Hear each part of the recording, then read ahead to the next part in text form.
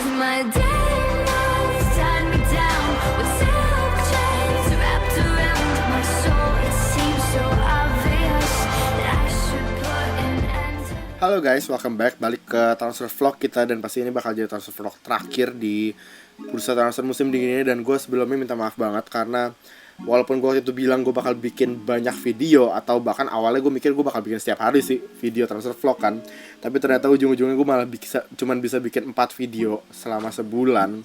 Dan untungnya ini masih musim dingin sih. Kayak emang musim dingin berarti kan bursa transfernya nggak gitu gede, dan terbukti dengan pemain-pemain yang pindah pun kayak nggak ada mega signing kayak Pogba sama Higuain di bursa transfer musim panas kemarin kan. Jadi untungnya itu. Tapi ada beberapa nama yang pengen gue bahas pastinya, dan gue ntar mungkin bakal juga bahas overall kayak semua yang terjadi di bursa transfer dingin kali ini. Dan kemarin ada 2 nama yang menarik buat gue di Premier League. Itu adalah Manolo Gabbiadini yang dibeli sama Southampton, harganya belasan juta pounds, kalau nggak salah 17 nyampe deh, 17 juta pounds dari Napoli. Dan menurut gue ini signingnya lumayan bagus buat Southampton, karena Gabbiadini adalah pemain yang benar-benar bagus banget. Dan gue nggak tahu kenapa Napoli mau aja ngelepas Gabbiadini, karena dia adalah kayak ya salah satu pemain terbaik Napoli. Dan Napoli kemarin baru juga kehilangan Gonzalo Higuain kan. Jadi gue nggak ngerti kenapa Gabbiadini dilepas sama Napoli. Tapi yang jelas ini bakal nambah istilahnya kayak apa ya, lini tengahnya Southampton ini bakal benar-benar bagus banget dengan adanya Manolo Gabbiadini. Gabbiadini itu gue lupa deh dia bisa main di striker atau enggak, tapi setahu gue pokoknya dia emang pemain yang bertipikal menyerang. Jadi pasti ini benar-benar bakal bagus banget buat Southampton. Terus satu nama lagi yang menurut gue bagus di deadline day kemarin adalah Andrea Ranocchia yang dipinjam sama Hull City dari Inter Milan. Jadi kalau kalian tahu waktu itu Ranocchia tuh berapa tahun lalu sempet kayak benar-benar hype banget, dan dia bahkan dibilang bakal jadi salah satu center back atau back tengah terbaik dunia. Tapi kayak dia lumayan flop sih, makanya dia bisa sampai kayak bener-bener entah karena cedera segala macam, terus dia di Inter emang performanya nggak konsisten, dan akhirnya ya ujung-ujungnya sekarang ke Hull City gitu loh. Jadi menurut gue tuh penurunan karir yang lumayan parah sih dari Inter sampai ke Hull. Bukan gue meremehkan Hull, tapi ya gimana sih gitu kan, dari Inter ke Hull.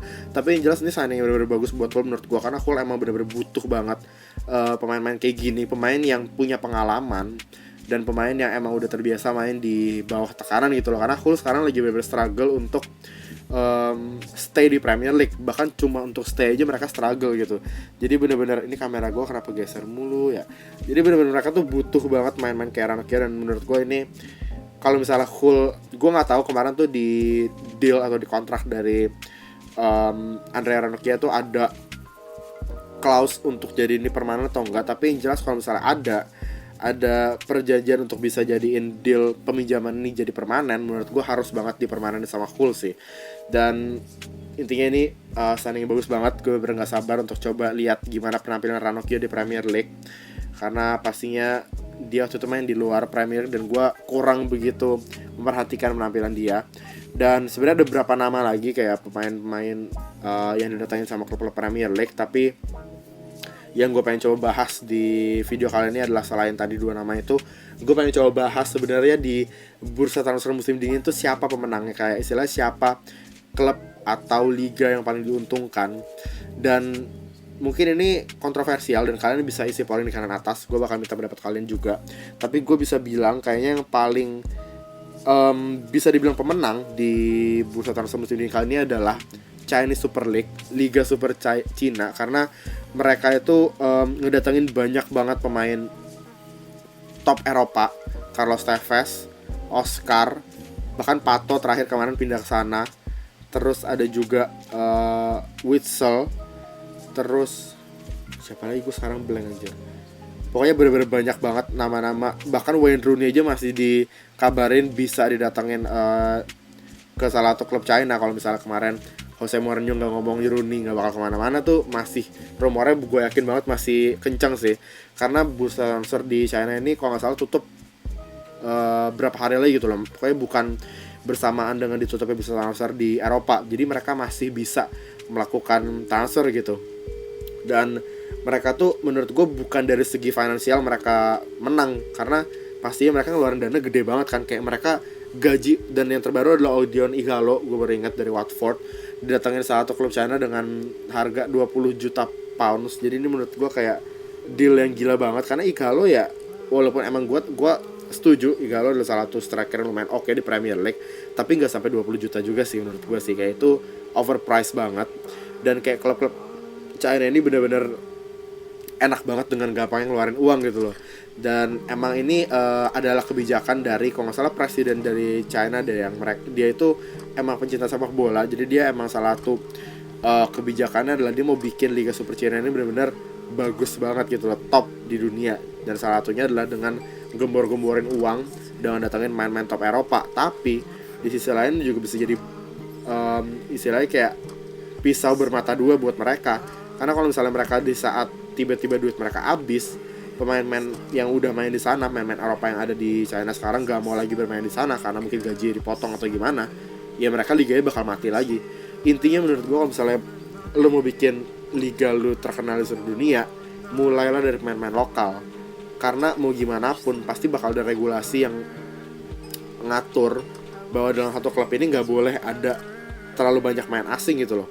Karena itu juga bakal jelek buat timnas China sendiri. Dan salah satu kebijakan atau apa ya, kayak bukan kebijakan sih, kayak apa ya, rencana jangka panjang dari China adalah tahun 2000, wah gue lupa deh, 2030 atau berapa, mereka bermimpi untuk gue lupa deh, jadi juara Piala Dunia atau main di Piala Dunia. Pokoknya intinya buat rencana jangka panjang untuk timnas mereka.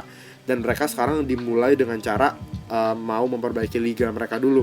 Dan sebenarnya ini menurut gue bagus. Ini adalah kayak ya bentuk nyata dari bahwa pemerintah Cina ini benar-benar mikirin sepak bola mereka.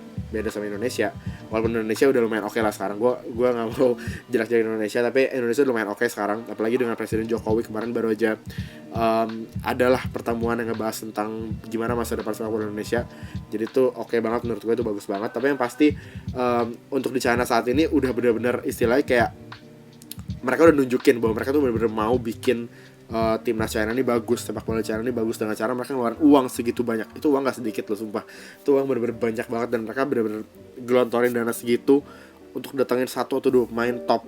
Jadi menurut gue ini luar biasa banget. Tapi sekali lagi, kalau misalnya cuma dengan cara itu, gue gak yakin sih mereka bisa istilahnya kayak bertahan lama lah.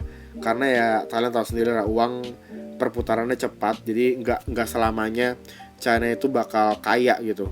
Dan walaupun gue bisa ngomong kayak tadi gue ngomong di awal, menurut gue di bursa transfer musim dingin 2017 ini mereka pemenangnya.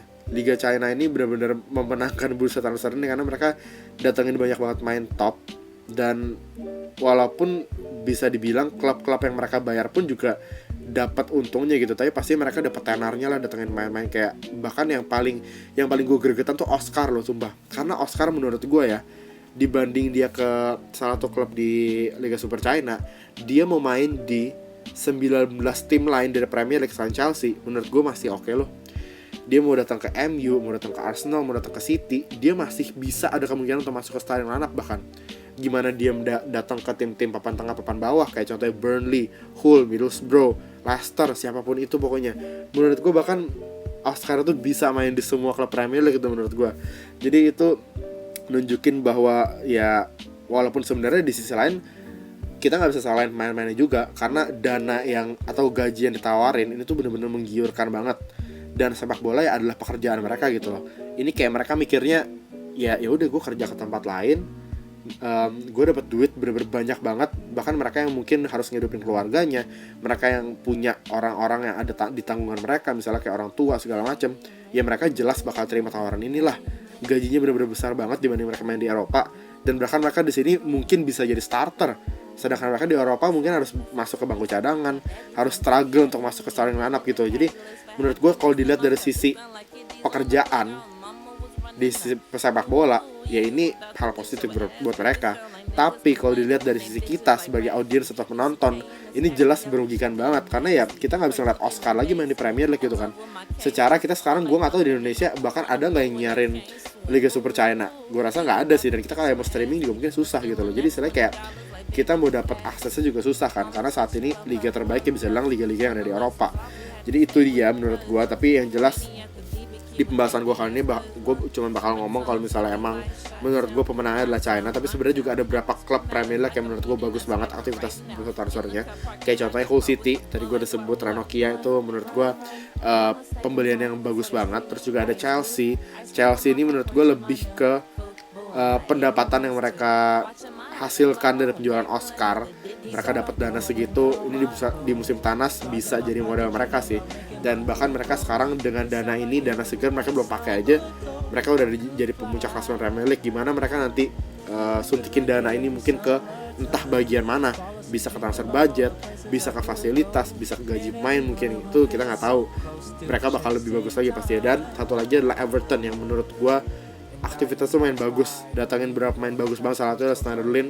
Terus juga ada Lookman, main muda, itu menurut gue luar biasa masih mereka.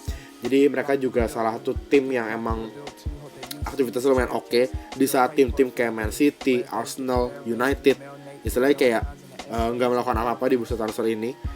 Jadi mereka itu nunjukin bahwa mereka emang mau berbenah gitu loh. Dan emang ada beberapa klub Premier League yang bagus. Jadi kalau misalkan punya pendapat untuk hal ini, siapa yang menurut kalian paling bagus kinerjanya di bursa transfer ini, bisa komen di bawah atau bisa isi polling di kanan atas. Gue bakal kasih pilihannya ya. Mungkin China Super League, Chelsea atau Everton. Dan mungkin pilihan keempat adalah kalian bisa komen di bawah kalau misalnya klub yang kalian pilih nggak ada di pilihan tiga pilihan di atas, kalian bisa komen di bawah.